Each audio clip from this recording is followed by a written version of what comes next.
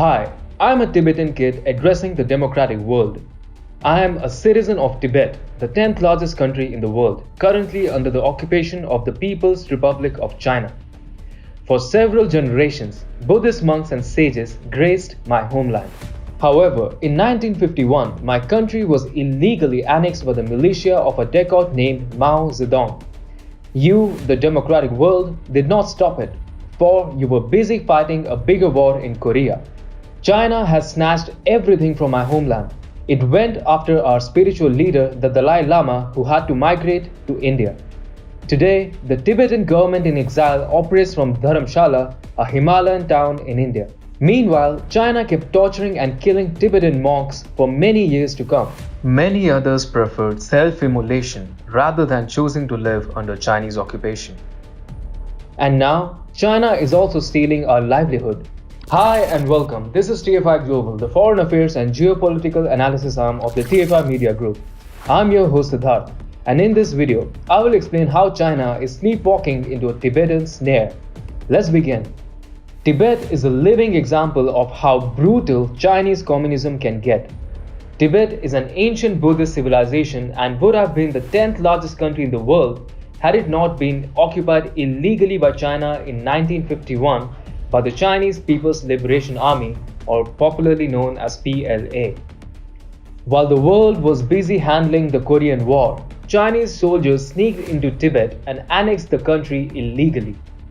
Tibet was coerced to become a part of China in 1951 when a Tibetan delegation was made to accede the Buddhist nation into China, even without approval from the Dalai Lama. For some time, Tibet tried hard to maintain autonomy and fight for liberation from the Chinese communists. However, the Chinese PLA attacked Dalai Lama in 1959 when Mao Zedong's PLA forces shelled the Potala Palace. In the upcoming years, thousands of Tibetan monks were killed by China. In the later years, China made one thing clear. It has no plans of giving Tibet any kind of autonomy. Last year, Chinese President Xi Jinping asked the communist nation's highest level meeting on Tibet to educate the Tibetan public about fighting against separatism to form an impregnable fortress in maintaining stability. Xi Jinping also told the highest Chinese body on Tibet to focus on border security. Now, Tibetans hate China because Beijing has robbed them of autonomy in their own homeland. However, they are bound to kickstart an actual revolution when the CCP starts robbing their livelihoods themselves.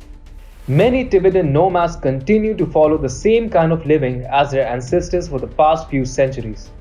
They have been herding livestock on lush Tibetan grasslands for hundreds of years. Yet, as per the RFA, the Chinese government had agreed to allow local nomads near the town in the Yulshul Tibetan Autonomous Prefecture to use grazing land without any disturbance, but now their time has expired. A local source told RFA's Tibetan service, they are forcing Tibetans to sign these ownership documents which transfers proprietorship of these lands to the government. The local source added, the nomadic regions in Trindu County in Kyegudo are where they are revoking usage permits now and confiscating the land under the grassland preservation policy. The real purpose of confiscating the land is to force the Tibetan nomads to relocate to the city. A Tibetan living in exile spoke to RFA on condition of anonymity. The exile revealed that China has been confiscating Tibetan grazing lands for over the past few years. The exile added, the confiscation of land in my hometown in Tibet by the Chinese authorities is worse this year than it was last year. The exile also added, land permits that were given before are now revoked and has become invalid. Therefore, this is affecting the livelihoods of the Tibetan nomads. Pema Gyal, a researcher at Tibet Watch, a UK and India-based organization which promotes Tibetan human rights, said, the Chinese government has long implemented these kinds of policies to force Tibetans to surrender their ancestral land. Gyal added, one of the main reasons is to exploit Tibet's natural resources. Another is to relocate all the Tibetans into a smaller space so that the government can more easily control them. China has committed innumerable human rights violations against Tibetans. However, Tibetan nomads now have their backs against the wall. China is trying to steal their livelihoods, and fighting the CCP is no longer a matter of choice but a question of survival for the Tibetans. Meanwhile, Xi Jinping has been conscripting Tibetans into the People's Liberation Army as mainland soldiers in China are not acclimatized to take on the Indian Army in Ladakh's tough terrain and extremely cold weather. As per intelligence reports, People's Liberation Army officials from Lhasa visited Rudok town in Nigari prefecture in the far west of Tibet Autonomous Region in February to design the recruitment plan. Now, the PLA has finalized the effort to induct a Tibetan army unit to ensure that the next time it does not lose to the Indian armed forces due to lack of local recruits. However, if you're recruiting Tibetans as soldiers on one hand and stealing their lands on the other, then you can never be sure about when and how they pick up arms against you.